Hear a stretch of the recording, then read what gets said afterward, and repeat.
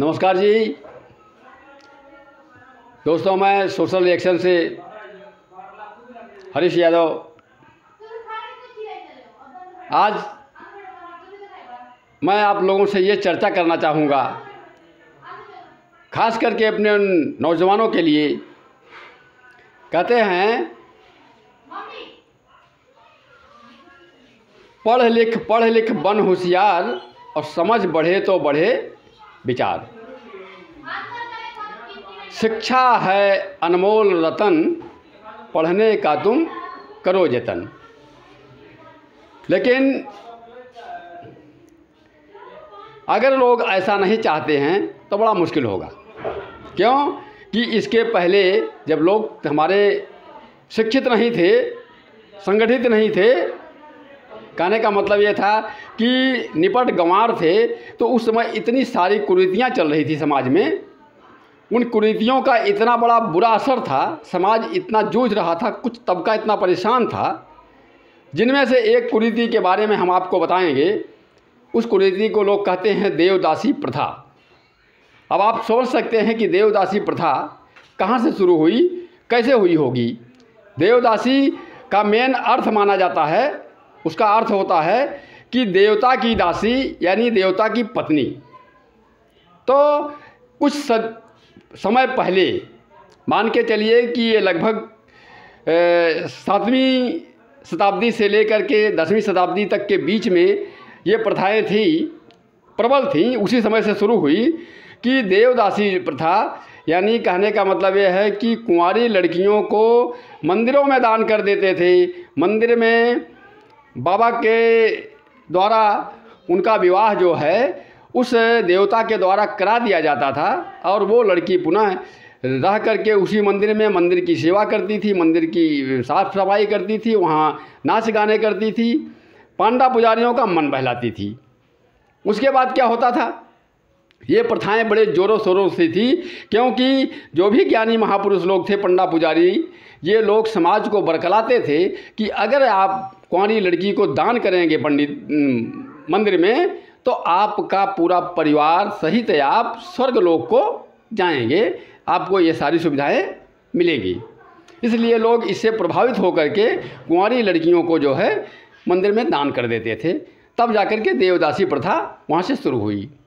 देवदासी प्रथा का घिनौना रूप आगे क्या उभर करके आया कि जब ब्राह्मणों द्वारा उनका शोषण किया जाता था। आप लोग समझ सकते हैं कि शोषण का मतलब शारीरिक शोषण, और शारीरिक शोषण करने के बाद जब वो पेट से रह जाती थी, यानी वो गर्भवती हो जाती थी, तो उन्हीं पंडा पुजारियों के द्वारा उनको मंदिर से भगा दिया जाता था, और दूसरी कुंवारी लड़कियों करके पुनः हो जा के देवदासी बना लेते थे। तो उनको जब मंदिर से भगा दिया जाता था, तो अब ना तो वो घर की हैं और ना घाट की हैं, क्योंकि वह पुनः उस रूप में अपने घर को नहीं जा सकती थी। इसलिए वो भाग करके कहीं भागती बराती रहती थी, और उनका समाज कोई जिम्मेदार नहीं होता था। इस तरह से जब वो बच्चे पैदा होते थे तो उन बच्चों को कोई बाप नहीं मिलता था, और जब बाप नहीं मिलता था तो लोगों ने उस बच्चे का नाम अनाथ रख दिया या हरिजन रख दिया कि भाई हरि के द्वारा, भगवान के द्वारा जन्मा हुआ ये पुत्र है, ये हरिजन है। या पुत्री है तो उस माँ के साथ वो भी चल पड़ती थी, और लास्ट में चल करके उसके जीवन यापन का कोई साधन नहीं होता था, ना उसको कोई खर्चा चलाने वाला होता था। लास्ट में चल करके वह महिला, वह औरत वेश्यावृत्ति कर लेती थी। और इस तरह से आप देख सकते हैं कि अभी जल्द ही हमारे समाज में वेश्यावृत्ति का उन्मूलन हुआ।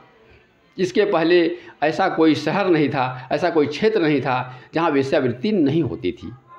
तो इस तरह से वो लोग मजबूर हो जाती थी वेश्यावृत्ति करके अपनी आजीविका चलाने का। और हमारा पुरुष समाज, लोग शिक्षित नहीं थे, पढ़े लिखे नहीं थे, इसलिए लोग बेवकूफ़ थे और इस बात को मानते रहते थे कि हम कुंवारी कन्या को मंदिर में दान कर देंगे तो हम परिवार सहित स्वर्ग को चले जाएंगे, मोक्ष को चले जाएंगे, हमें बड़ी उपलब्धि मिल जाएगी।